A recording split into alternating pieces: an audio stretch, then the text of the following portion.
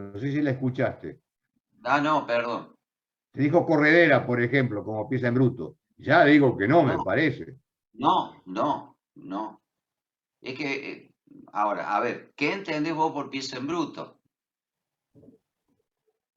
Lo que veo en en el ejemplo es como una semi elaborada. Entonces por eso pensaba en la corredera. Bueno, pero entonces no es en bruto, es semi Semi elaborada. elaborada ya está algo elaborado, ya tiene un proceso hecho. Eso la transforma en un semi elaborado, porque está entre el bruto y entre lo terminado. Ese es el O sea, a concepto de ver, semi elaborado. vos has visto, no me cabe duda, has visto el ejemplo de la clasificación que está en V y que creo que la vimos en clase, por lo menos en un rato así antes de comenzar la clase del día, lo mostré. Por ejemplo, hay una figura, hay una foto de un cigüeñal en bruto. ¿Por qué se dice que es un cigüeñal en bruto? Porque ese cigüeñal le falta todo el mecanizado. Entonces no se puede usar así como está. Probablemente también le podríamos llegar, y no te confundas, le podríamos llamar semi-elaborado, porque en realidad no es un tocho de fierro informe, sino que ya tiene la forma de un cigüeñal. Entonces a veces también se podría llamar a eso semi-elaborado. Ahora, vamos al caso de la corredera. La corredera, si vos le llamas bruto a la corredera sin pintar, está mal, porque la corredera en realidad ya está toda conformada con sus agujeros, o sea, ya es una pieza, desde el punto de vista de la chapa, ya está lista, solo que todavía le falta que la pinten. Entonces, esa sí no sería un bruto, sería un semi elaborado, porque ya tiene una elaboración. Después vos la pintas, se sigue completando la pieza, pero todavía, para el caso nuestro, no es una pieza terminada, porque como está pintadita, está más linda, pero le falta la ruedita. Entonces no se puede usar como una pieza terminada. Entonces se sigue llamando semi elaborado. Y después, cuando ya le pongas la ruedita, vos fíjate que con el número que toma, una vez que termina el proceso de ponerle la ruedita y el eje, es el número con el cual se usa y se monta en el montaje final. Entonces ahí ya pasa a ser una pieza terminada. A ver, ¿Entendés? ustedes podrían confundirse cuando hablan de bruto entre lo que llamamos materia prima y pieza en bruto. Técnicamente, en la calle, un bruto o una pieza en bruto proviene de un forjado, de una fundición. A eso le llamamos pieza en bruto. Le llamamos materia prima a lo que es chapa, a lo que es pellet, a lo que es trozos de madera, que es todo lo que utilizan ustedes. Y vos seguime, Daniel, corregime si yo me estoy Sí, sí, equivocando. sí, En te todo estoy lo, siguiendo. creo que en todo lo que ustedes tienen, no sé si tienen alguna pieza que se pueda llamar pieza en bruto. No, Creo que no, todos son materia prima, que en definitiva sí. es lo mismo, pero ¿qué sería el bruto? Como dijo Daniel, sería un semi elaborado, porque antes del bruto, ¿qué está? Y la materia prima que generó ese bruto. Cuando Daniel mostraba el cigüeñal forjado, detrás de eso hubo una materia prima para generar ese material forjado, que era acero. ¿Sí? Igual que un estampado de un engranaje o el estampado de una pieza, perdón, el forjado de un engranaje o el forjado de un eje, le llamamos bruto porque es la pieza así en bruto, como está sin ningún mecanizado, y tenemos que allí hacerle todos los mecanizados necesarios, le llamamos bruto. Y detrás de ese bruto hubo una materia prima. Y ustedes nacen de la materia prima sin pasar por un bruto porque no hacen ningún estampado, ningún forjado, ninguna fundición. Esto tal vez sí uno pueda entender que ustedes todavía se trastocan y no lo comprenden hasta que no les toque trabajar en la calle. No sé si con estos ejemplos que le di, seguro que Sí, algunos ya lo tomó y lo captó. Mauricio, Sí. permíteme compartir, porque lo que has dicho es lo que está puesto. Déjame Ah, compartir, así muestro Profe, una pregunta. Entonces, ¿no es Sí, correcto clasificar, por ejemplo, la chapa como materia prima, después como semi elaborado la corredera sin pintar y como una pieza terminada la corredera pintada ya y montada? con las ruedas y todo eso. Yo entiendo que sí, que eso es correcto. Hay una sola cosa que no me gustó. Primero, o sea, anda despacio, así yo te voy diciendo hasta dónde está bien. Primero tenés la materia prima. Claro, que sería la chapa y el plástico, por ejemplo, en los tiradores. Sí, correcto. Después, cuando ya le haces un proceso, vos hablaste de la corredera, cuando le estampas.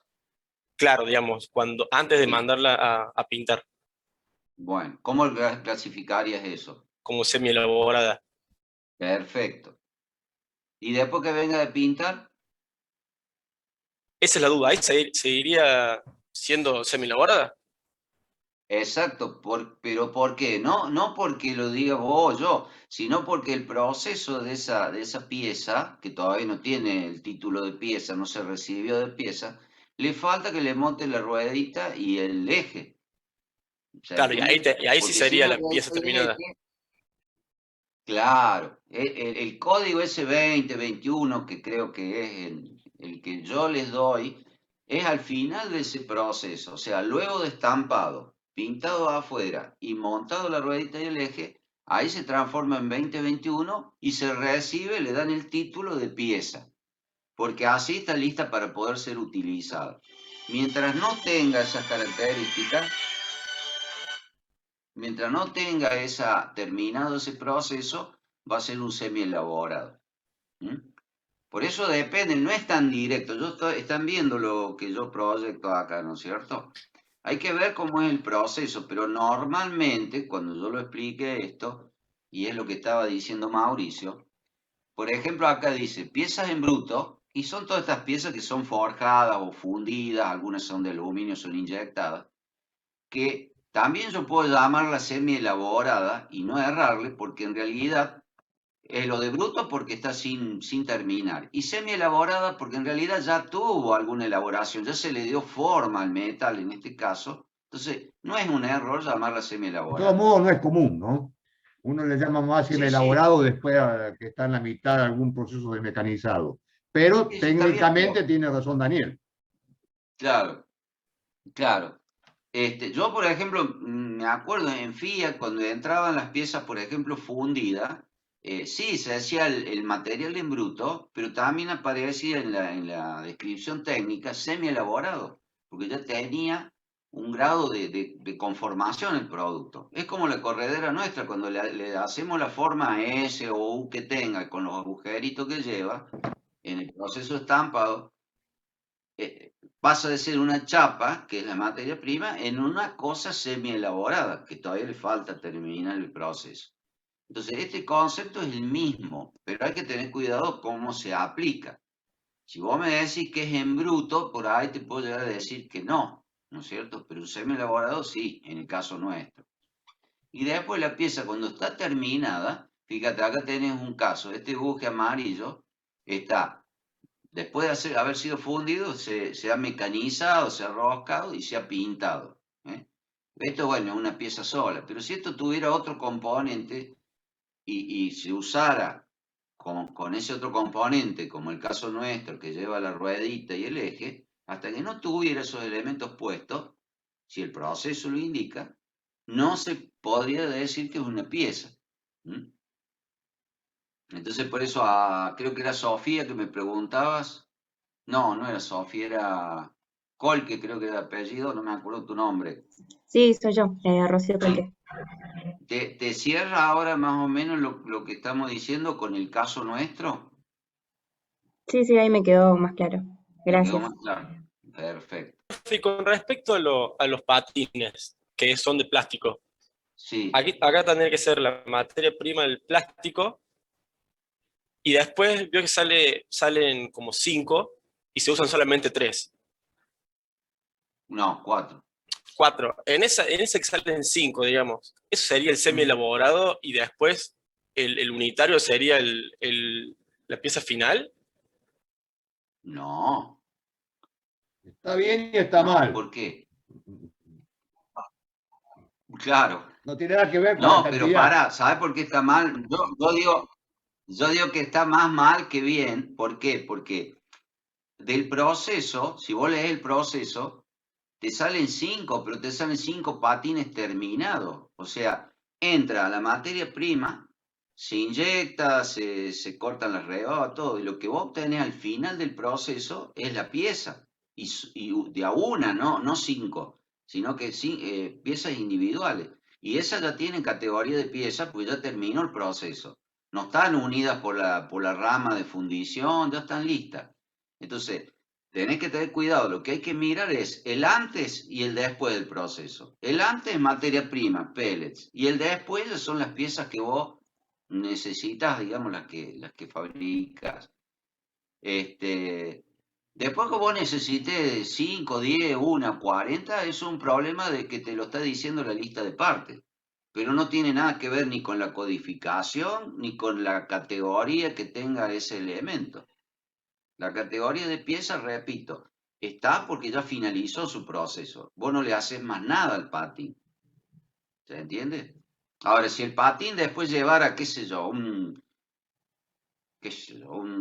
pintura, y faltaría el proceso de pintura, y bueno, el patín inyectado todavía no sería una pieza final, sería un semi elaborado. Recién al final del proceso de pintura sería una pieza. Por eso hay que ver, digamos, analizar cada caso, cómo se hace el proceso de fabricación. Y de vuelta acá, si vos el patín lo hubieras comprado, no tendrías duda de decir que es una pieza. ¿O me equivoco? Sí, se entiende. ¿Mm? Perfecto. Hago ya que tengo la imagen de la materia prima. En la materia prima hay muchos también que se equivocan porque no clasifican primero, meten acero, madera, plástico, y después detrás de eso me meten estante, lateral, corredera. No, cuando ustedes clasifican la materia prima, tienen que clasificar la materia prima con sus características de materia prima, no poner atrás las piezas que yo fabrico con la materia prima. Las piezas que yo fabrico, el material, ¿a dónde se indica el material que va a llevar una pieza? Esto lo hemos dicho en clase, no en el código. ¿En dónde está indicado el material para fabricar una pieza?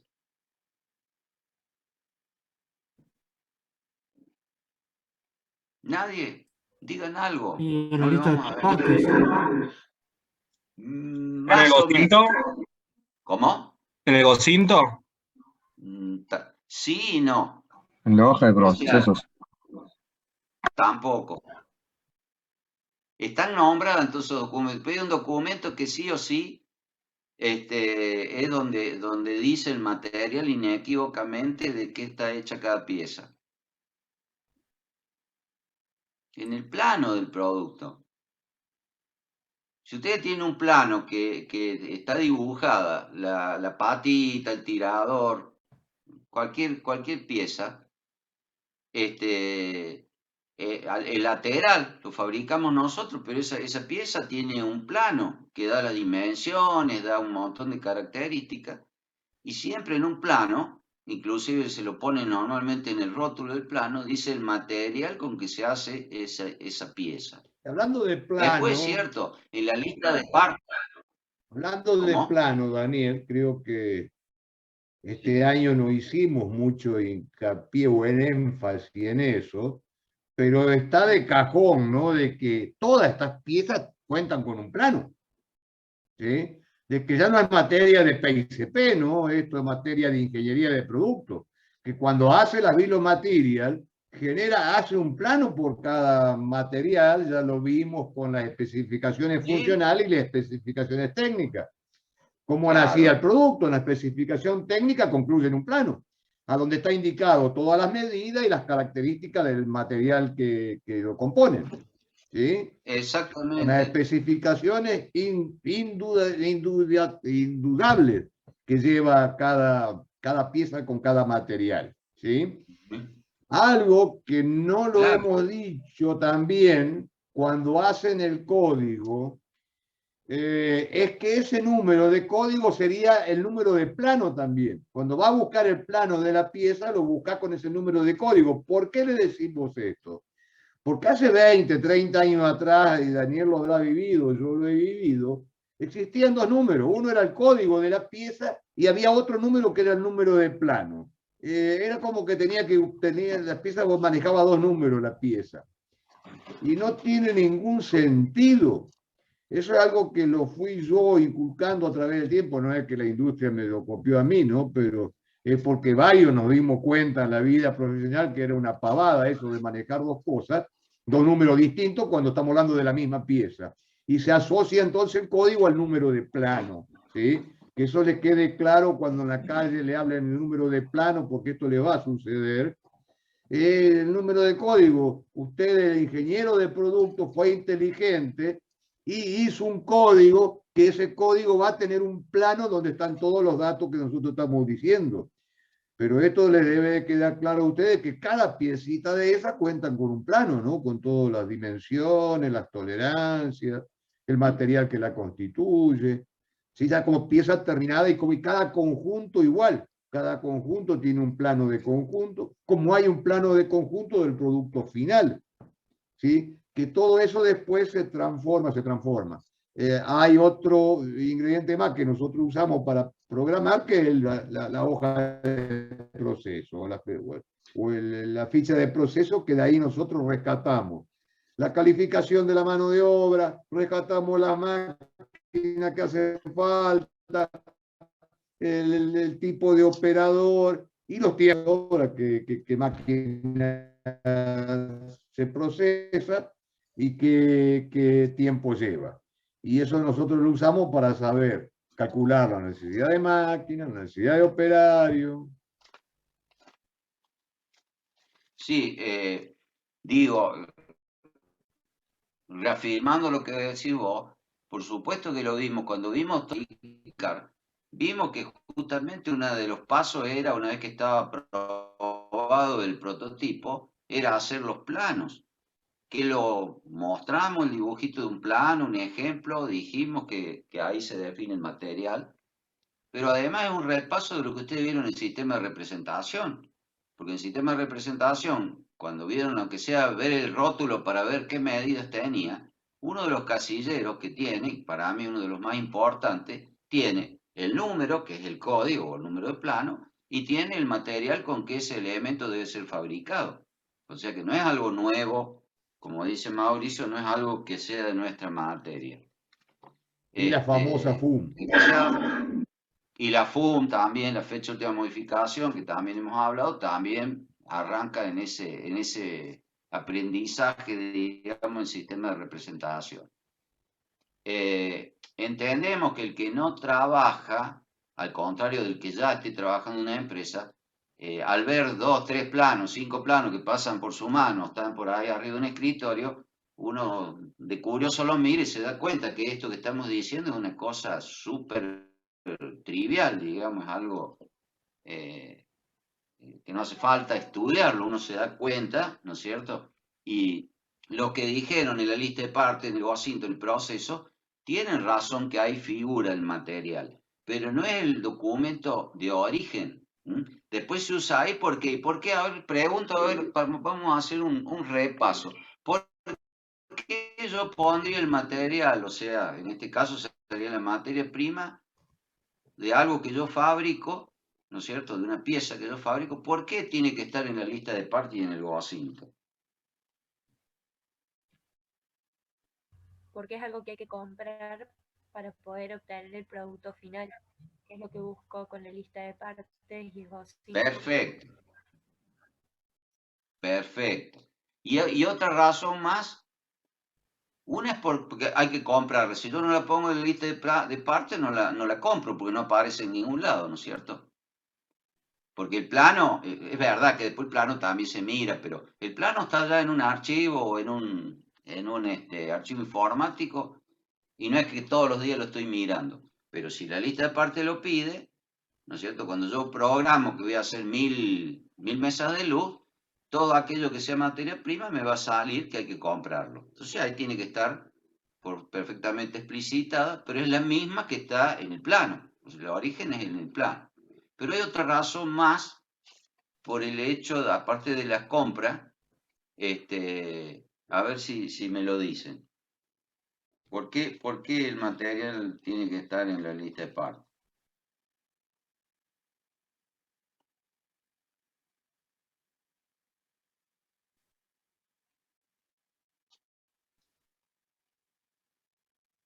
¿Nadie? ¿Nadie se da cuenta? ¿Por los costos, profe? Podría ser también, pero sí, sí, perfecto, porque tiene que ver con el costo también, no solo de esa materia prima en particular, sino del producto todo, ¿no es cierto?, que está representado en la lista de partes. Pero además hay algo del día a día que tiene que ver con esto. La planificación del stock. ¿Se lo digo? Exactamente, el stock, porque cuando a mí me dicen, este mes tengo que hacer 1000 mesas de luz, yo lo primero que tengo que hacer es ver cuánto stock de madera tengo, por ejemplo, o de acero tengo, y después voy a comprar lo que haga falta. ¿Se dan cuenta? O sea, y lo dijimos también en las primeras clases, las tres patas del MRP eran la lista de partes, o llámale OSINT si querés en forma gráfica. ¿Por qué? Porque tiene las cantidades de cada, ahí sí hablamos de componentes, la cantidad de cada componente de un producto, materia prima, piezas, semielaborados, todo lo que ustedes quieran, están en la lista de partes, y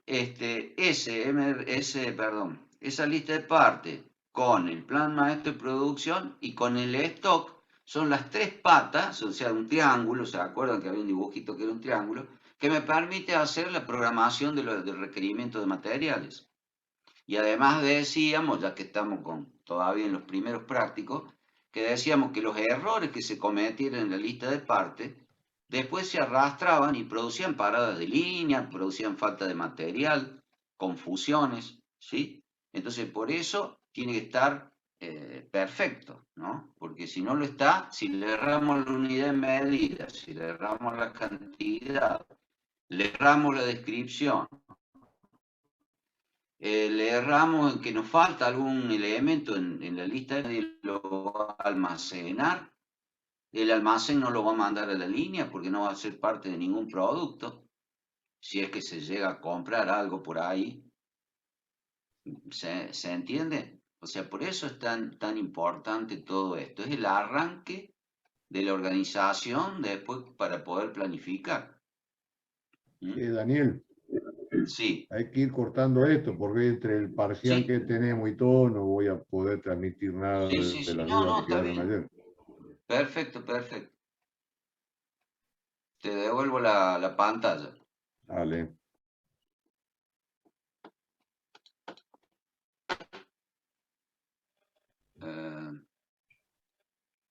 Ahí está. Bueno, ¿se está viendo la proyección? Sí, profe. Sí, profe. Perfecto. Ayer habíamos quedado en esto y habíamos visto la primera parte, que era ir tirando todos los GAN, las liñitas de producción para cada mes, que lo llevábamos los tiempos a días, y aquello que superaban los 20 días, como hemos tomado los meses de 20 días, acá todo igual, había que encasillarlos en 20 días. ¿Por qué encasillarlos en 20 días?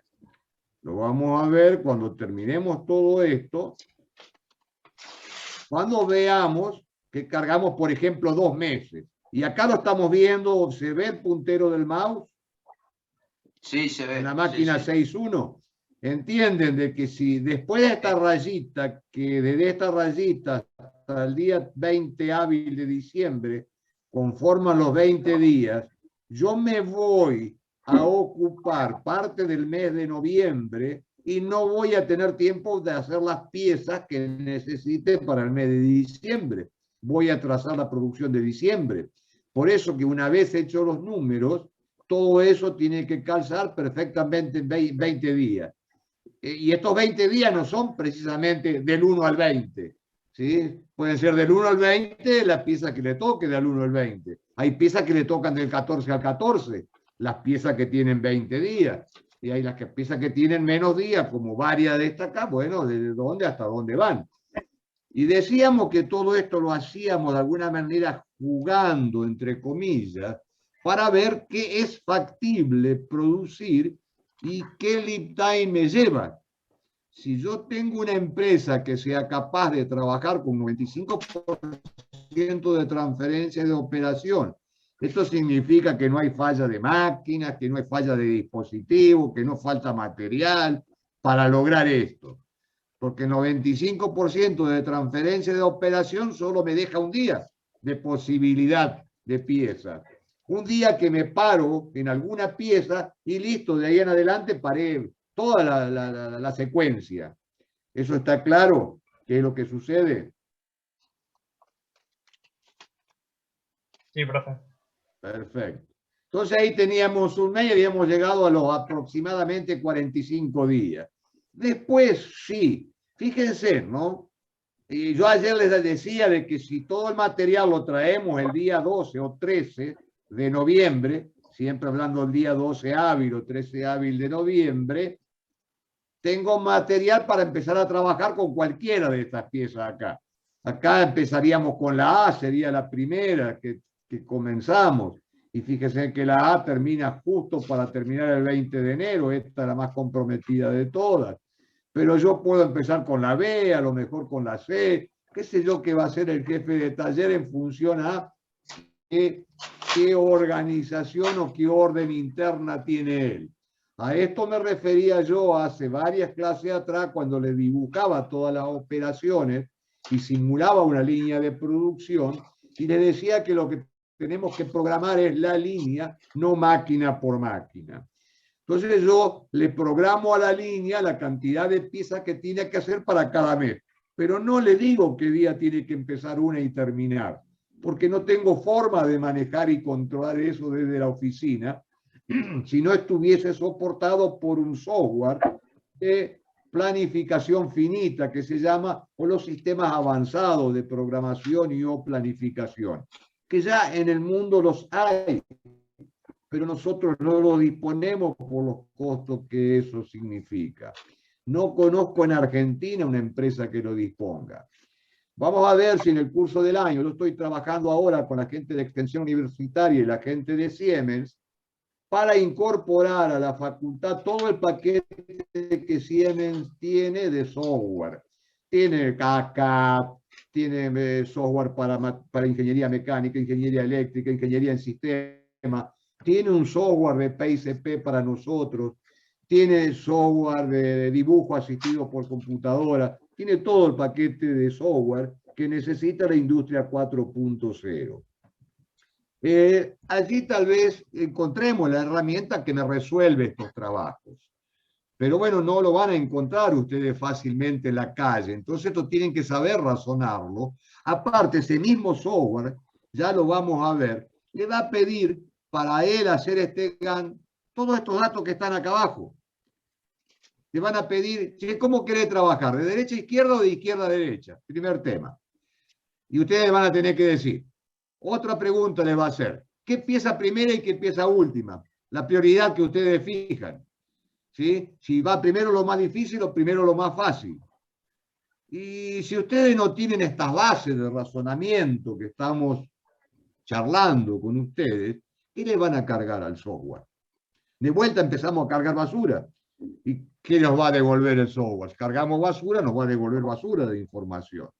Por eso no tienen escapatoria, por más software y que exista hoy día en el mundo, de conocer estos razonamientos, de razonar estos elementos.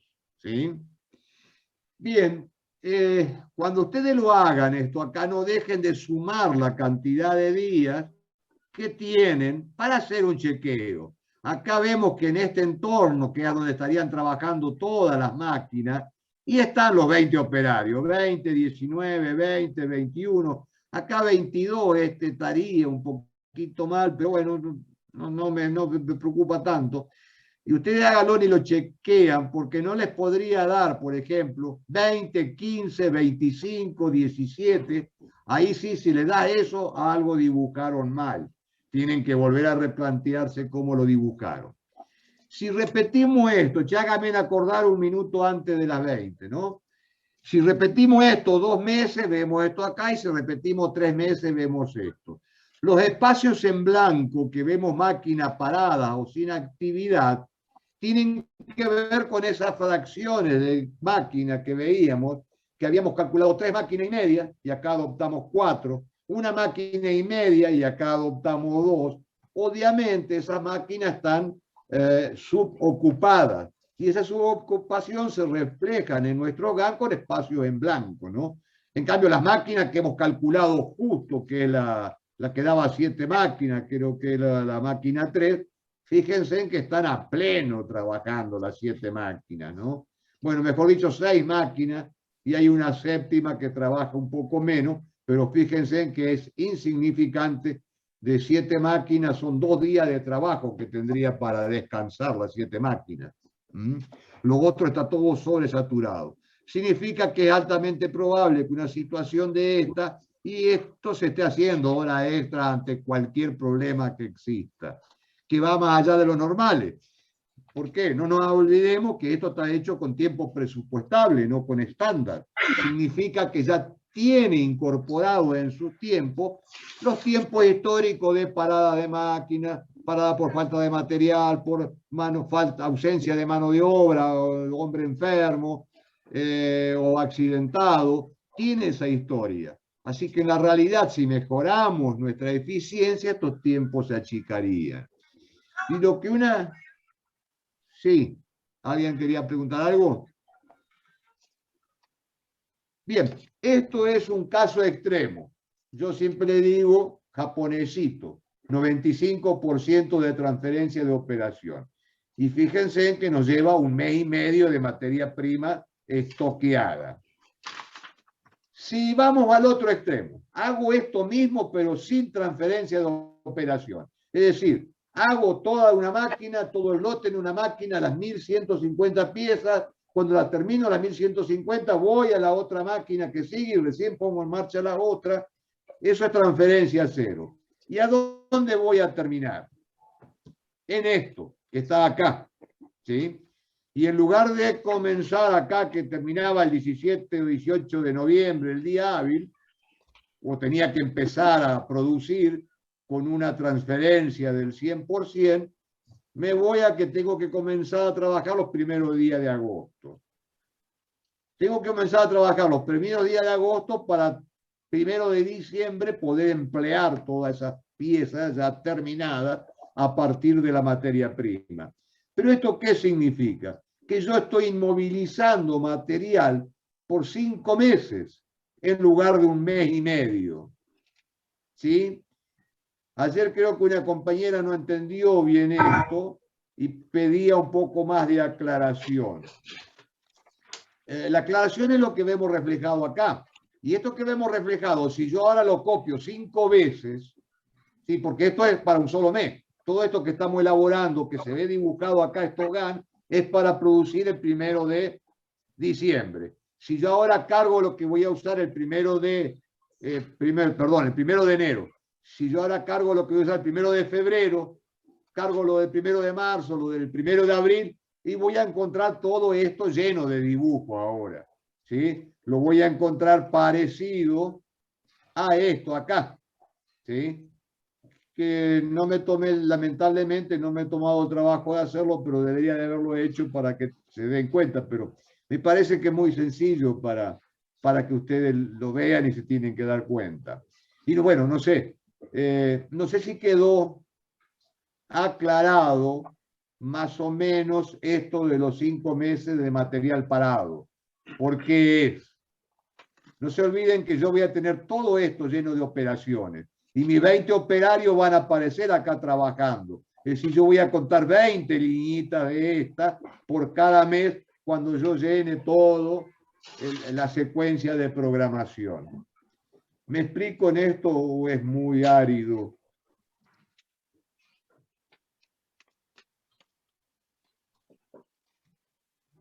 ¿Se entiende? ¿A quién le queda duda? A ver, ¿y qué duda le queda?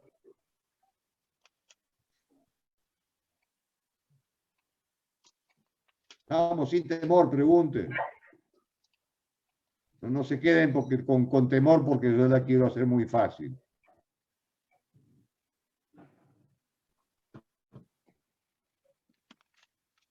Fíjense en lo que usábamos en las fábricas hace 20 o 30 años atrás, que es esto mismo, ¿no?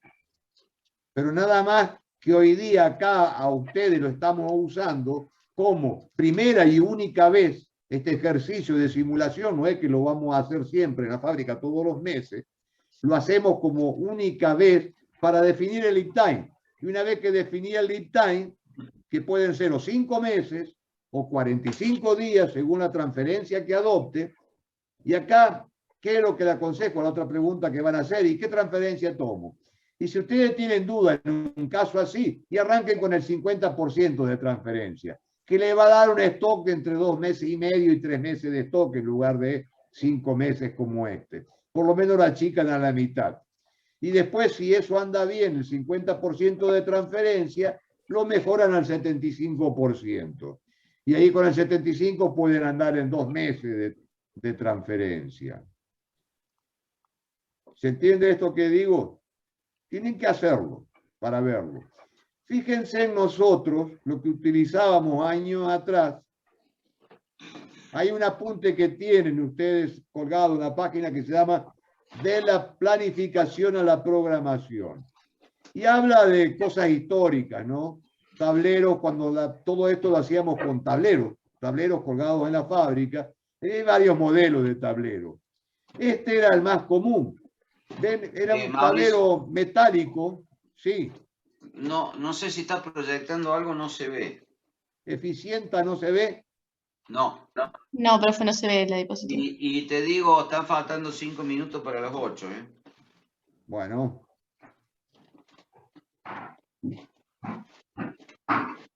Oh, diablo, qué pavo que soy. En lugar de achicarlo, lo cerré al programa. Ahora sí, lo vamos a ver cuando volvamos, porque no va a quedar tiempo. A ver que lo busco.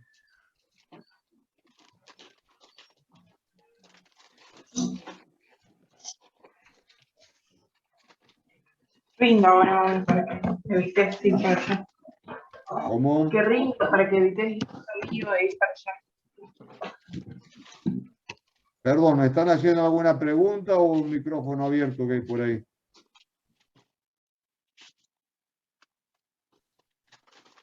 Sí, no se escuchó, no sé qué dijeron. ¿Alguna pregunta? Me parece que era un micrófono abierto. Ah, Puede ser, sí me pareció.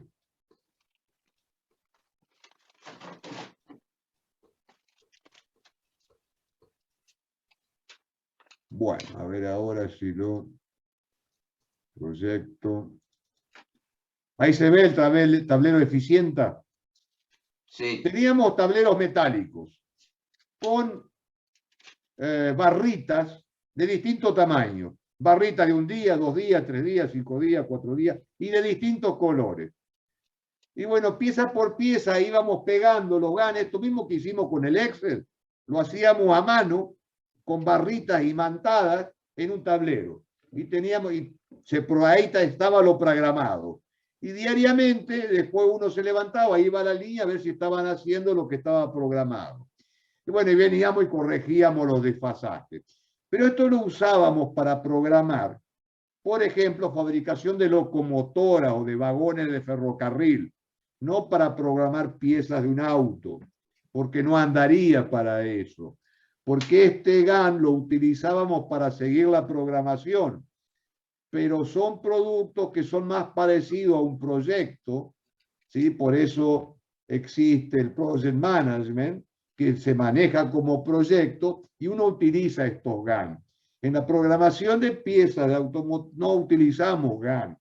Esto que llegamos hasta ahora y el GAN que yo le estoy dando es pura y exclusivamente para determinar el posible lead time de mi proceso interno, que es el que después a mí me va a dar la seguridad de alimentar de datos a un sistema informático. ¿Estamos?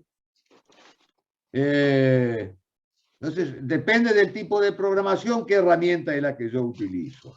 Pero el GAN es útil A pesar de que van a encontrar alguno trasnochado por ahí que no pisó nunca viruta en su vida, que el GAN ya es obsoleto. Sí, la pestaña es obsoleto, el GAN. No hay otra herramienta que la supere para entender gráficamente cómo son las cosas. ¿Sí? Que después no lo utilicemos, estamos de acuerdo. Pero yo con eso me ubico en el tiempo y en el espacio. Yo con esto defino un lead time y sé si es posible o no posible fabricar en 45 días, o necesito 50, o necesito 60, porque yo una vez que cargué todas las máquinas y puse todo ahí, y sé lo que se puede hacer y lo que no se puede hacer. Estoy nivelando y controlando al pie la cantidad de rayitas que tengo, y si yo ya había hecho el cálculo previo de 20 operarios y me está dando las 20 rayitas colocadas, 19, 20, 21, después ya está bien ahí. Bueno, eso me da el lead time que yo necesito para alargar la producción. Y listo, nunca más en una fábrica automotriz voy a utilizar un GAN o una industria. Simplemente a los efectos de cuando me digan, che, ¿cuál es el lead time? Y yo voy a necesitar esta herramienta. Mauricio, son casi las 8 ya. Bueno, nos vemos en 10 minutos. Suerte, chicos. Si yo tengo la I-57, me marca la computadora acá, pero puede estar mal. No, está bien, pero digo, faltan 3 minutos o 2. Ya estamos prácticamente. Sí, señor.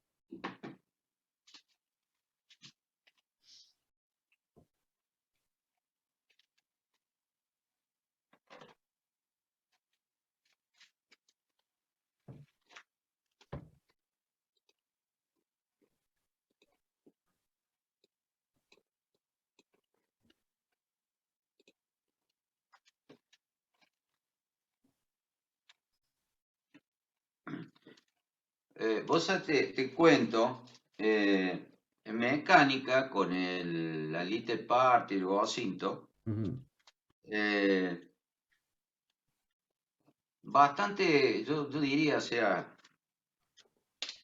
bastante poco, han investigado bastante poco, ¿no? O sea, cometen errores que no solo no han entendido, acatado, no sé, ponele el nombre que quiera, las cosas que le decimos, las recomendaciones que le hacemos, sino que tampoco han visto el material que está, por ejemplo, esto de la clasificación, el ejemplo de cuando las piezas sale y vuelve. Acá en PSP sí, que está el ejemplo que yo hice el año pasado y lo colgamos. Cuando una pieza sale un proveedor y vuelve, eso en PSP veo que lo han hecho, por lo menos en los casos que yo lo vi, lo hicieron bien. En mecánica, de 15 grupos, habrá habido 4 que lo hicieron bien. Otros pero ni enterados, ni pusieron la pieza que sale afuera. O sea, por eso digo que no se han preocupado. Eso es evidencia. Sí. Y la otra, en la consigna, dice clarito, en el despiece del producto, marcar un contorno, no sé cómo dice, con una línea, qué sé yo, los conjuntos que ustedes definan. Que hay algunos que están cantados, porque ya medio en el dato, digamos, conjunto delantero el freno, conjunto trasero el freno, está cantado. Yo creo que debe haber dos grupos que lo marco, creo que ninguno bien. Hay 2 o 3 grupos que marcaron algo en el despiece, pero hay 2 conjuntos delanteros, 2 conjuntos traseros, para que yo hablo con las manos. Vos tenés 2 conjuntos delanteros, 2 conjuntos traseros, y al medio tenés el cajoncito con la etiqueta. Entonces, si a vos te dicen marcar los conjuntos que ustedes definen, si vos marcas el conjunto delantero, son 2 conjuntos. Vos lo estás viendo, son 2 conjuntos, es como la mesa luz, ves que tiene un cajón, o 2 o 3, lo estás viendo. 2 conjuntos debería delanteros. de ser más fácil esto para los mecánicos que para los industriales, ¿no? Porque Sí, tienen toda una sí, base técnica sí. más sólida que Encima, los industriales, pero... claro, ¿no? Y encima le damos eso del freno es algo muy mecánico, o sea que lo tienen bastante digamos, presente, yo calculo un mecánico, no hubo un solo grupo que en el despiece total dijera, circularon uno. ¿Por qué? Porque es el que tiene los numeritos. El otro que es el mismo dibujo, que no le puse el número para no recargar la figura, pero es exactamente el mismo conjunto. Incluso algunos lo hicieron bien, hicieron la lista de partes, el gocinto, definieron los conjuntos, dos delanteros, dos traseros. Después hicieron subconjunto de decir, bueno, uno era el cilindro de freno con el soporte, el otro era la zapata con todos los tornillitos. Lo hicieron bien, pero lo marcan, algunos marcan, como te digo, un solo en el dibujo, una sola parte, como conjunto trasero, y los subconjuntos que han definido, uno solo le puso el número de referencia, si están todos los números de referencia de datos, agregarle el del conjunto que no lo pusieron, y en el otro dibujo que es simétrico, es lo mismo que esto, pero sin referencia, a nadie se le ocurrió hacerle un círculo, siendo que son dos conjuntos los que van en el producto. Yo no sé, y lo dice claramente, dice en el despiece completo del producto, marcar con un círculo. Y es más, lo venimos pidiendo hace años de esa forma. O sea, si alguno mira un trabajo viejo, obviamente si el trabajo viejo está bien, se tendría que avivar. Y la mayoría que hizo, como en el dato yo le pongo el conjunto delantero y el trasero para poder darle la descripción, pongo el dibujito, pero parcializado de eso, ¿no es cierto? Me lo marcan en el parcializado. Y Bueno, algunos hasta se han hagamos como puesto, hemos hecho, como hemos venido haciendo hasta ahora, que rindan ese trabajo práctico, mal que no hacen bien, ¿viste? Si aprueban la sí, teoría, que rindan con el trabajo práctico, ¿viste? Y a la puta. sí, sí. No, lo que me preocupa, viste, que noto como que no se han preocupado mucho, porque Hablámoslo eh, claramente en estos términos, bueno, hoy mismo se puede hablar, ¿no? sí, sí, sí, sí, porque ya hubo dos o tres cuando hoy se los devolví a todos. Claro, y ojo, la nota, hay un solo 5 que estaba muy mal, después varios 6, hay 7, hay 8, hay 9, porque hay algunos, bueno, le perdona lo que era el error tan común de todo. FUM, creo que un solo grupo me puso la FUM, uno solo. Los demás nadie puso FUM, por ejemplo. O sea, son errores de no calentarse, porque si vos miras los ejemplos que les damos, miras los apuntes, escuchas lo que decimos en clase, hay cosas Sí, que eso no... al escuchar lo que uno dice, por ahí se olvidan muchas cosas, ¿no? Si no nos tienen grabado. Pero Puede si lo ser, que decimos a su vez está escrito, y ahí sí, no hay, no hay excusa. no hay excusa, es decir, no han leído, aparte de olvidarse, Sí, sí, no, no han leído. ya te digo, hay muchos que yo digo, ni siquiera han visto, algunos me consultaban, dicen, mire, acá no entendemos, bueno, fíjense en el ejemplo de V, qué sé yo, y lo hicieron bien. Porque era lo mismo, nada más que interpretar lo que está en la UE y hacerlo para el caso que te toca ahora. Pero hay grupos que, pero ni por casualidad se le ocurrió pensar que tenían que hacer el nodo de la pieza que sale y eso que está ¿cómo es? En la consigna. Dice, tener en cuenta las piezas que salen en el externo, la pieza se funde a partir del bruto, del acero, perdón, de la materia prima, después se manda a normalizar, después se mecaniza, o sea, está todo perfectamente descrito. No está el proceso, pero está descrito con palabras. Bueno, hay grupos que lo han hecho perfecto. Y hay grupos, pero es como que ni enterados, pero ni cerca de cómo es la cosa. O sea, no se han preocupado para nada, ¿no? Y más lo que vos decís, siendo mecánicos, que vos al mecánico le digas se funde, se mecaniza, se hace un tratamiento, es algo que lo tiene más a flor de piel, ¿no es cierto? Entonces no le es difícil imaginarse que va, que viene.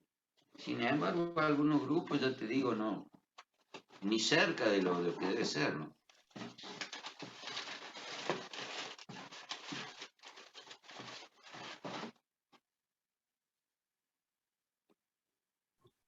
En fin.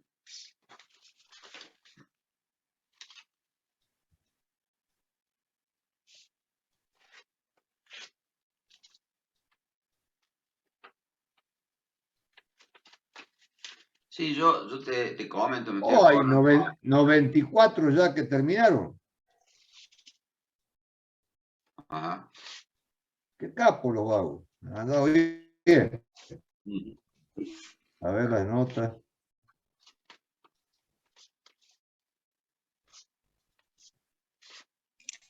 Profe, no se puede revisión, ¿no? No, Porque quería saber en cuál me equivoqué. Pasa que era muy poco tiempo y no llegaba a razonar bien. Hay dos que eran muy parecidas y capaz que me confundo. ¿y qué nota te sacaste? 8. ¿Qué te quejas? Soy llorona, ¿eh? No me quejo, ¿Vos pero querés quería bien? saber. Sí, yo para colmo acá tampoco tendría que abrir. ¿Cómo te llamás vos? Melissa. Dame el apellido, porque no te Medina. Medina tengo. Benedicto. Melina Benedicto. Medina con D, el apellido es Medina.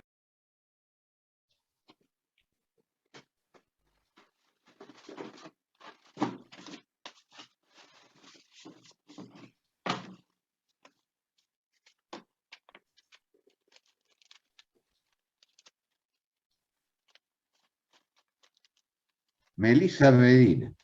A ver qué te equivocas. Acá tenés la primera. La primera correcta, el horizonte de planificación. Ya se puede, profe, hacer la revisión igual. Había que esperar hasta las 8. Ah, podés revisarlo entonces. La pregunta 4 no respondiste, o sea, no respondiste 0. Que la 4, ¿cuál fue para vos? Indique qué causa determina el horizonte mínimo que le permite cambiar su programación. Y acá pusiste 2 cuando tenías que poner una sola y las dos estuvieron mal. Claro, esa, porque me parecía que era la misma que ya me había tocado, entonces me confundí, digamos.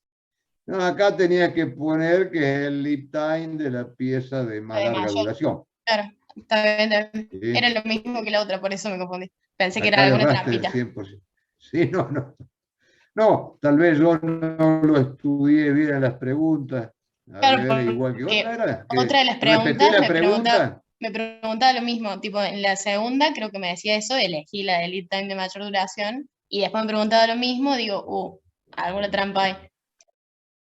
Ah, sí, tenés razón que son las dos, tienen la misma respuesta, pero está preguntado distinto. No, Claro, no, por eso, uno decía mayor, otro menor, entonces ahí fue que me confundí. Pero está bien, profe, sí, gracias. bien.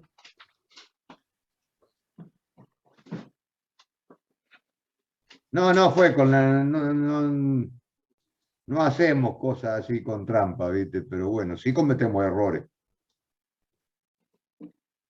Pero este no debería de tomarlo como un error, pero puede por ahí interpretarse como. Tendría que haber hecho una pregunta distinta, bueno, no haber repetido eso. No, no me avivé. Bueno, ¿se está viendo eficiente acá ahora? ¿El tablero? No. Sí, profe. Bien.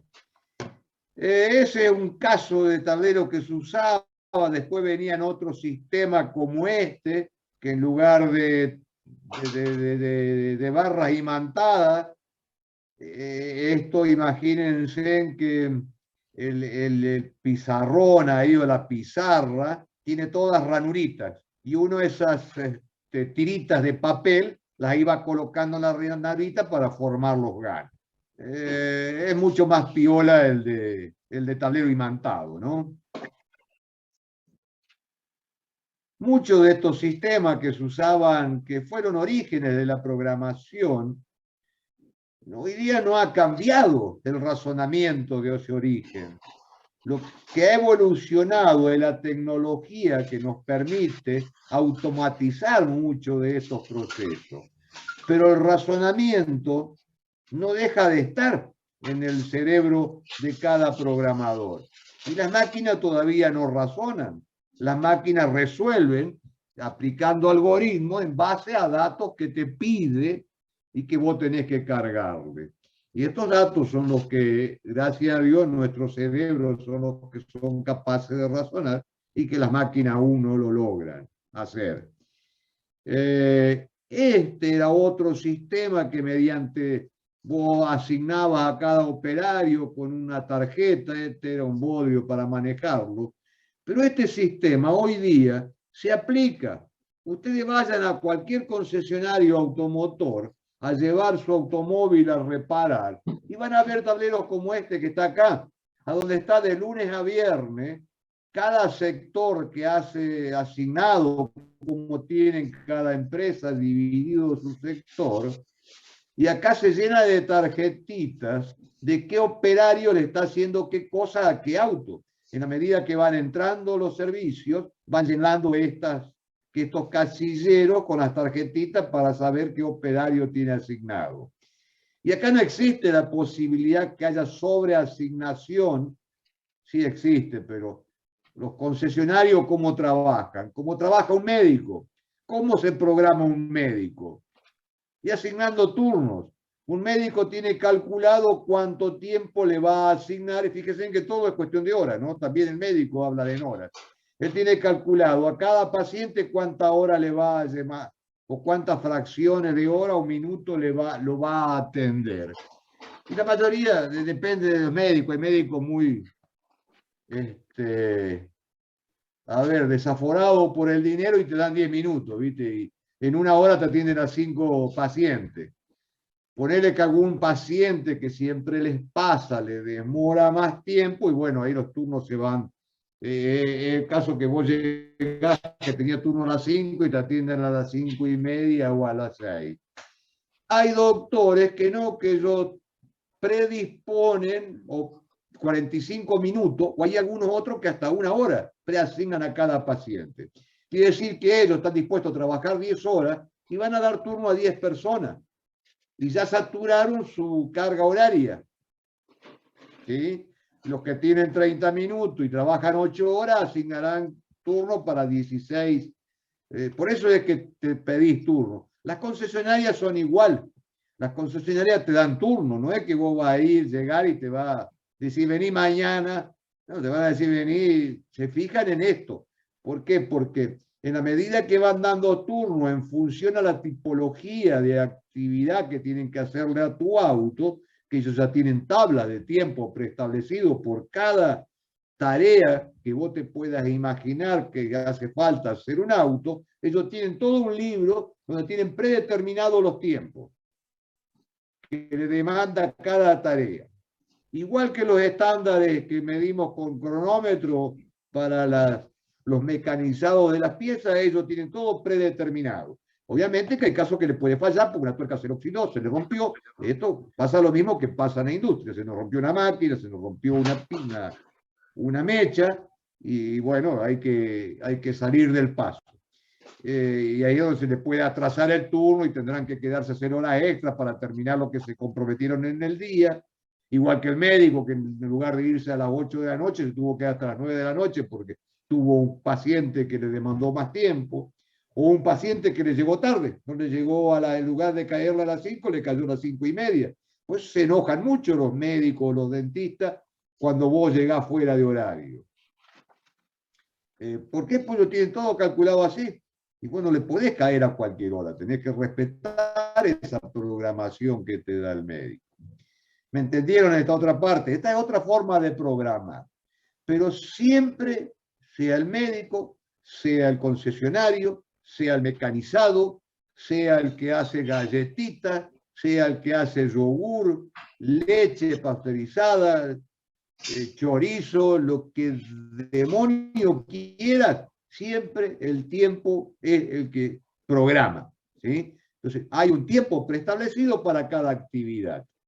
Y si vos sos un individuo que no tenés ni secundaria hecha, tenés hecho primaria y tenés un taller de auto, pero esto lo vas a aprender a manejar los tiempos.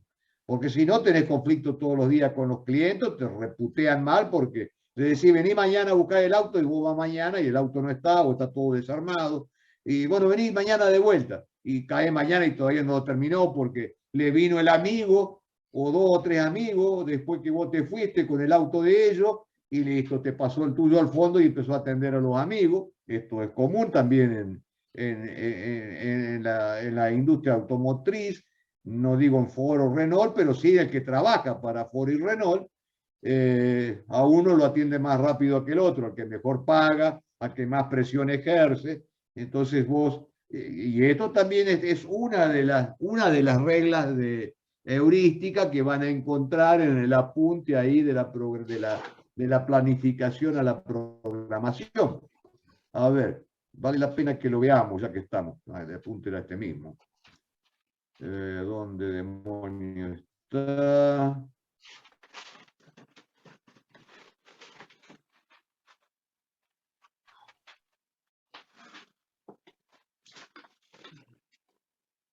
No, me pasé. Eso lo vamos a ver más en detalle, este apunte, la semana que viene. Pero vamos a ver muy breve acá las cosas, porque vamos a estar repitiendo un montón de cosas. Acá están las reglas de prioridad local, no. Secuencia heurística, regla de prioridad local. Sí, señor. Estos son los conceptos que utilizamos en la calle y hacemos una mezcla de ellos. Primero en llegar, primero en ser atendidos. Los trabajos largos atrasan al resto. Lo que hablábamos de qué es lo que elegimos cuando tenemos un paquete ya predefinido para hacer, qué es lo que hacemos primero y qué es lo que hacemos último. Si usamos la regla del primero, acá cuando se habla del primero llegar, es como el turno del médico, ¿no? O el turno del mecánico o el turno del concesionario. Acá también hay clientes, hay empresas de mecanizadoras que atienden al cliente, si primero pidió FIA, responden a FIA, y si después cayó Volkswagen, hacen la de Volkswagen. Primero llegar y primero ser atendido. Este es un concepto y una regla. ¿Sí? Un concepto de una regla que se llama secuencia heurística, que después son utilizados con los algoritmos de cálculo. Pero acá te lo aclara, los trabajos largos atrasan al resto. Por eso es que cuando ya tenemos el paquete previamente definido, es como que elegimos hacer primero lo más fácil y lo más difícil para lo último. Pero esto es la mentalidad de algunos. Tiempo de menor procesamiento, ¿sí? Origina menores tiempos de terminación y menores work in process, trabajo en proceso. Esta es la inversa de la primera, ¿no? Primero hago lo más corto, lo que yo les decía. Fecha de vencimiento más temprana. Esto es otra cosa que se tiene en cuenta también. Che, de todo este paquete que tengo acá de distintos clientes, ¿cuál es el que me la pide antes? ¿Sí? Algunos me la piden para el 20 de enero, otros para el 30 de enero, otros para el 15 de enero, otros para el 10 de febrero. Y bueno, hago primero el que me la pide para la fecha más temprana de entrega, independientemente de los tiempos de procesamiento. Otro concepto que se utiliza. Bueno, la holgura mínima de pedido y la razón crítica, que ¿cuáles son? La holgura mínima de pedido. H es la holgura. Delta T es el tiempo disponible y TR el tiempo de procesamiento.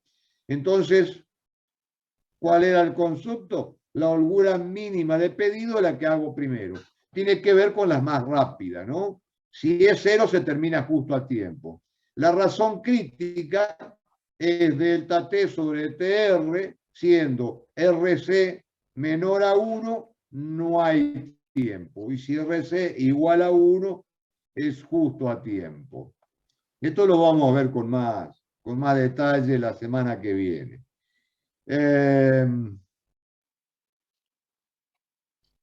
Hay un montón de cosas que la tecnología aún no lo ha definido, es decir, no ha dicho qué es lo más concreto y correcto. Y te lo deja al hombre a la definición, gracias a Dios, ¿sí? Que tenemos nosotros la opción de tomar decisiones ante una máquina. Fíjense que el año pasado sucedió, ya todos conocen lo que es el Tesla, el auto automático que se maneja solo. Sí, profe. Todo el mundo, alguno que no sepa, diga, yo no sé de qué habla.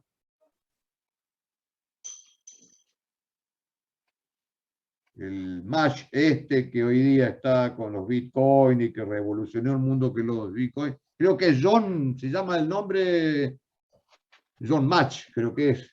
Mush, se escribe M-U-S-C-H, creo, algo por el estilo. Uno que tiene cara de... Más, profe. ¿Cómo? Elon Musk. Elon Musk. Bien.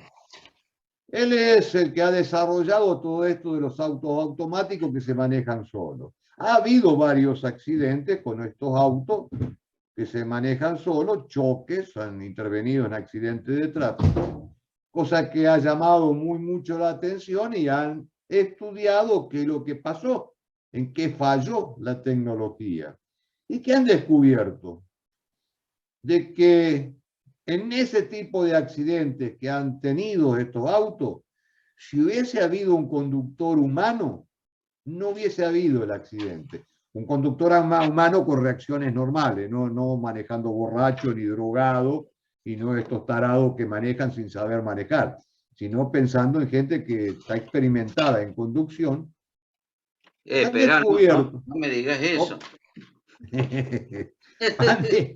Han descubierto de que el hombre reacciona más rápido que la tecnología del Tesla ante un evento así raro, algo que se presenta que terminó provocando un accidente. El Tesla no supo cómo reaccionar a tiempo, y han descubierto que el cerebro humano reacciona varios segundos más rápido que lo que reaccionó el sistema que tiene Tesla creado, o sería lo que le llamamos los algoritmos que maneja la máquina para tomar decisiones, y a dónde girar, frenar, notable, ¿no? Bueno, ahora están mejorando los algoritmos para que no sea superior. Lo van a lograr, es decir, van a lograr llegar a ser superiores al ser humano. Pero mientras tanto le cuesta, ¿no? Es decir, el cuerpo humano es algo que es fabuloso en muchos aspectos, y cerebralmente, fíjense, ni ellos creían lo que estaban descubriendo, porque pensaban que tenían algo muy superior a la reacción del ser humano. Pero como habían tenido algunos accidentes, comenzaron a estudiar qué pasaba y descubrieron eso. Y si es cordobés, más rápido todavía. Si es cordobés, más rápido. Así que no, gracias a Dios todavía tenemos para trabajar el ser humano. Bueno, chicos, no sé, algo que quieran que repasemos de los GAN.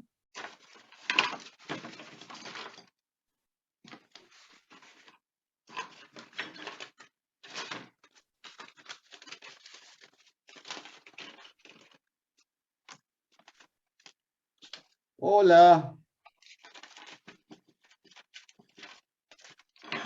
Lo primero que tienen que hacer ahora es ponerse a trabajar. Yo siempre le digo, muchachos, en este país lo que hace falta es trabajar. Si todo el mundo trabajara como deberíamos de trabajar, este país no tendría los problemas que tiene. ¿Sí? Y ustedes lo que tienen que hacer ahora es eso, trabajar, ensayar con estos cuadritos, moverlo para un lado, moverlo para el otro, hacerlo con el 95%, 90% de transferencia, hacer lo mismo sin transferencia, después dibujar los intermedios, y ahí van a entrar a descubrir qué es lo que sucede con el término transferencia. Cómo vos achicás, con el término transferencia, no mejorás los tiempos, no mejorás la carga de máquina, no mejorás la necesidad de mano de obra, pero sí mejorás el tiempo de entrega o lead time, lo cual significa mejorar la inmovilización de capitales de stock parados en la fábrica, lo cual ya es un avance muy importante. Y a vos te permite también tener una respuesta para el cliente más rápido. Pues si yo tengo una fábrica organizada de estas características, con una transferencia cero, como el ejemplo que ven proyectado en pantalla, y yo no puedo tocar ningún programa por lo menos de 6 meses para adelante, ¿sí? Porque acá, ¿cuál es la pieza de más larga duración? Y esta que estamos viendo. Son todas que me demoran los 5 meses esto. Quiere decir que yo por 5 meses no puedo tocar ningún programa. Cualquier cliente nuevo que me aparezca, yo me no, de acá, y yo me tengo primero sentar a ver si tengo horas disponibles allá después de acá 5 meses adelante. Y si no, tengo todo ocupado ya por 5 meses, no puedo manejar nada. En cambio, si mi lead time son de 45 días, fíjense en cómo ya mejoro mi respuesta al cliente. Un cliente me llega, oye, de acá a 2 meses te puedo entregar la producción. Un cliente nuevo que está entrando, con una pieza nueva que me agrega a mi sistema. ¿Sí? Porque ese lead time es el que me maneja a mí los tiempos que yo puedo cambiar o no la programación, agregar cosas, sacar cosas, cambiar cosas. Fíjese en todas las ventajas que me aporta lead time breves. Pero los lead time breves me exige a trabajar con transferencia. Y esa transferencia me obliga a tener todo bien, la maquinaria, la mano de obra, pues yo paro algo y se me para todo agua abajo. Cuando mi transferencia es del 90%. Pero qué linda empresa que tendría si yo logro trabajar al 90% de transferencia. Qué eficiente que soy. Y si aparte mis pérdidas no son del 20 ni del 30 o 40%, he trabajado en fábricas en industria, de 40% de pérdida. En total lo bancaba la planta madre que estaba en Brasil o estaba en Estados Unidos, y cuando estábamos en FIA nos bancaba Doña Italia, y siempre vivíamos así, ¿viste? Había épocas que, por supuesto, nosotros mandábamos boguita para allá, ¿no? Para Italia, porque tampoco los italianos son tan tontos de siempre bancarnos. Pero es como que no nos calentábamos mucho. Nos calentamos cuando vemos que las cosas están muy bravas. Che, acá se va todo al diablo, y ahí sí nos entrábamos a mover. Si no, ¿qué importa? Un mes más, un mes menos, 100 pesos más, 100 pesos menos. ¿A quién no le importa? Cuando no sale de tu bolsillo y no te cuesta a vos. Por eso digo, van a trabajar en la calle, piensen como dueños de la plata si quieren ser buenos, aunque no sean dueños, pero van a hacer trabajos buenos. Dice que ustedes son los dueños. Si no, esto tenemos que ir a vivir en un país socialista y que todo se vaya, vivimos todos felices y contentos, somos todos iguales. Son de allá y pasamos a la política, ¿no? Y se pudre todo. No entremos en esa, pero es una realidad. Existen los dos extremos, ¿no? Entonces no podemos estar tampoco en los extremos, parémonos en un camino del medio.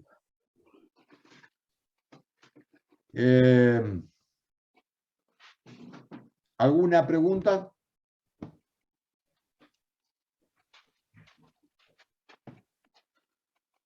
¿Alguna puteada a alguien que no le guste lo que digo? Acepto la discusión. No tengo drama. Profe, tengo una consulta. Señor. El porcentaje de transferencia, ¿cómo lo definimos estando en la fábrica realmente? ¿O es algo que se va dando a través de lo que vos vas viendo y consultando? Sí, sí, es algo que ya vos vas a una fábrica, seguramente lo tienen definido, ¿sí? Y si no va surgiendo naturalmente, así como naturalmente, si vos no equilibrás una línea de montaje, porque son muy burros todos los empleados y técnicos que tiene esa fábrica tomada, los oficinistas, los muchachos que van a estar trabajando en la línea de montaje, ellos mismos van a ir con el tiempo equilibrando las operaciones y dividiéndose el trabajo. Ellos se van a poner de acuerdo porque van a ver que tuvo un desastre. Si vos no lo haces, lo van a hacer ellos con el tiempo, ¿sí? Si alguien no lo estudia previamente. Y en el mecanizado pasa algo parecido. Si nadie lo estudia previamente, pero vos tenés una línea a cargo que haces todo esto, vos te vas a dar cuenta de que cuando estás haciéndole de agujero a 1000 piezas, y esas 1000 piezas demorás 10 días para agujerearlas, por ejemplo, y después del agujero va la brocha, si vos mismo te vas dando cuenta de que, che, ya tengo agujereada, ya puedo poner en marcha la fresadora. La brocha, si fuera la brocha. Y si va un torno, ya empezás a tornearla.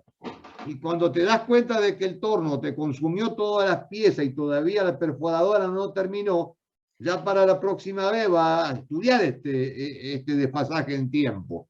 Y va a decir, no, che, entonces tengo que largar el torno cuando yo tenga acá por lo menos el 50% terminado, Y así vos vas, es como ir aprendiendo, se llama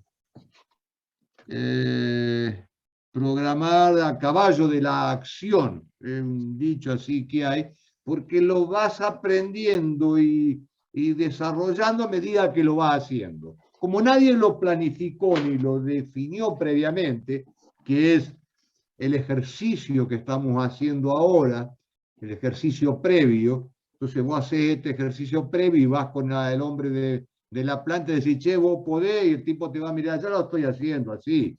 Y si no lo estás haciendo, entonces ya te pones de acuerdo y decís, no, negro, ya que esto se puede mejorar y siempre hay gente que está muy predispuesta en las organizaciones y acepta sugerencias y se puede trabajar, depende de cómo lo planteas vos. Si vos vas con el escudo de ingeniero, ya sonaste, ¿viste? Mejor que vaya con la cabecita baja, modestamente, aprendiendo de él algo, de lo que te transmite, porque si no te van a hacer la vida imposible. Esto es otra cuestión natural en las empresas.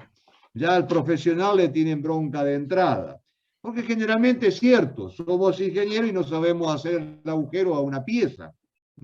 Me ha pasado a mí. Yo fui a conducir una línea de mecanizado y nunca los tornos lo había visto en los libros. Ustedes ya a esta altura ni libros leen, así que no lo ven ni siquiera en los libros. Yo ni en los libros había visto lo que era un torno. Entonces tenés mucha resistencia de la gente, de decir, ¿quién cuerno es este? Porque tiene el título, no viene acá a mandar. Y bueno, tenés que hacer tu manejo humano para llegar a la gente de alguna manera y que te obedezcan o te acepten. Y no te obedezcan porque vos tenés el látigo. Porque esto es lo importante, llegar a ser líder en la organización. No jefe porque tuviste la suerte y te nombraron jefe porque tenés un título. Esa es la ventaja de tener un título. Yo, gracias a Dios, en mi vida la he desarrollado y he vivido por tener bueno, tengo varios títulos, ¿no? Pero fundamentalmente por haber sido ingeniero. Eso te abre las puertas en muchísimos lugares. Hasta el día de hoy yo sigo trabajando. Yo tengo 73 años. Gracias a Dios voy a pedir un trabajo y me dan y me llaman y me ofrecen. Puedo ahí seguir asesorando. Yo tengo toda una trayectoria y tengo varios estudios. Es decir, he terminado ingeniería, después hice especialista en ingeniería y seguridad en el trabajo, hice la maestría en docencia universitaria. Bueno, eso me sirve para enseñar nada más, pero después hice un máster de administración de empresas. Yo cada 10 años me clavé un postuniversitario, ¿sí? Dejé los últimos 2 décadas, dejé porque ya me cansé, pero sigo haciendo un montón de cursitos y cosas que aparecen, todas estas tecnologías nuevas, estoy siempre metido y viendo. Jamás dejé de estudiar y ustedes jamás van a dejar de estudiar en su vida. ¿Por qué? Porque, aparte, imagínense, yo cuando me recibí la computadora no existía, no existían los celulares. Y usábamos regla de cálculo para hacer los cálculos. No teníamos ni calculadora, existía cuando yo hice la carrera de ingeniería mecánica. ¿Sí? Usábamos, ustedes ni sé si saben lo que es una regla de cálculo. No teníamos las máquinas estas que ahora rápidamente hacemos una operación, multiplicamos, restamos, dividimos, sacamos logaritmos. Logaritmos, pero teníamos libros con tabla de logaritmo, entrar en los libros. Y a ustedes les va a pasar algo muy parecido. La evolución dice que va mucho más rápido inclusive. Así que de acá a 20 años la vida para ustedes no va a ser ni parecida a lo que de la facultad le hemos enseñado. Van a ver seguramente un montonazo de cosas nuevas que van a estar obligados a aprenderlas. O en cursos, o en internet. Les digo, tengan cuidado, por internet también se aprende, pero hay que elegir a quién demonios escuchan, porque de 10 cosas que aparecen en internet, 2 o 3 son buenas. Las otras 8, tengan cuidado porque van a comprar pescado podrido, ¿sí? Van a escuchar tipos que saben menos que ustedes y se largan a hablar y a enseñar por internet, una cosa de loco. Yo con Daniel siempre nos reímos porque con Daniel nos gusta mucho seguir las construcciones mecánicas y esto acá y por ahí, qué sé yo, cómo fabricar por decir, un bolazo, no sé, una conservadora de hielo o algo que lleve algún proceso de soldadura con algunas perforados. Y lo que vemos, lo que hacen, gente que trabaja sin máscara, sin guantes, soldando, cada locura. Es decir, ¿cómo demonios este tipo se animó a hacer eso? Porque está mal enseñando, la gente no viene enseñando. Porque vos ves eso y va y lo va a repetir tal cual. Y no sabés que hay un montón de normas, por ejemplo, de seguridad. Vos tenés que cuidarte tu vida, tenés que cuidar tu cuerpo en el trabajo que haces. Si no, vas a quedar destruido en 10 o 20 años trabajando y usando tu cuerpo mal. Bueno, algo muy común en la generación nueva, ¿no? Que a mí me afectó también en la generación vieja. A mí siempre me gustó muy mucho la música, los equipos de audio. Desde muy joven gasté dinero y fabricaba equipos de audio, fabricaba baffles. Por ende, escuchaba música a mucho volumen, ¿no? Y terminé sordo. Y hoy día es peor esta circunstancia porque en aquella época no existía la cantidad de boliches bailables y toda la jarana que hoy día se dispone, ¿sí? Y yo lo veo a mis hijos y los puteo a mis hijos, ¿viste? Che, tengan cuidado cuando escuchen música, cuiden el volumen. Y bueno, las discotecas no podés hablar con un tipo al lado del otro porque ponen la música, un volumen. Y ustedes van a terminar sordos mal cuando sean gente mayor. Mal, acuérdense. Yo se lo digo a mi hijo. Nuestra generación, muy poco llegamos sordos a la edad, a la vejez. Yo soy uno que llegó con los oídos bastante afectados. Pero bueno, porque me gustó mucho la música. Pero no tenía opción, como tienen ustedes ahora, de ir a un boliche y tener los bochinches que se escuchan en los boliches. O en la calle, los autos, las motos. Antes no existía esta locura. Y esto está escrito, ¿no? De que nuestra actual juventud, uno de los problemas que va a tener en su madurez o en su adultez va a ser la dificultad auditiva. Vayan a la fábrica y vean cómo las fábricas importantes, la gente está con la sordina, y si vos te sacás la sordina te suspenden, o ¿Y por qué te tienen que suspender? Vos decís, che, yo soy dueño de mi oído, y no, te suspenden porque en definitiva hay toda una cadena de riesgo que siempre lo paga la empresa, el riesgo. Después vos vas a hacer juicio a la empresa porque de culpa del trabajo te dejó sordo. La empresa tiene que demostrar de que el pago fuiste vos, que la empresa te dio todo y acá arriba te sancionó 2 o 3 veces por no obedecer las normas. Listo, con eso andar a reclamarle a Mongolito Flores tu problema auditivo, si no hiciste caso a las normas de seguridad. Bueno, así hay un montonazo de cosas que van sucediendo, ¿no? En la vida. No sé por qué terminé con esto, yo por ahí me pierdo. Pero bueno, deben quedar poco escuchándome ya. Sí, Mauricio, yo voy yendo para mecánica. Ah, es cierto que tenemos mecánica, me olvidé de los chicos mecánicos. Bueno, muchachos, nos vemos la semana que viene. Vamos, profe. Gracias. Chao, profe. Nos vemos. Sí, profe. Sí.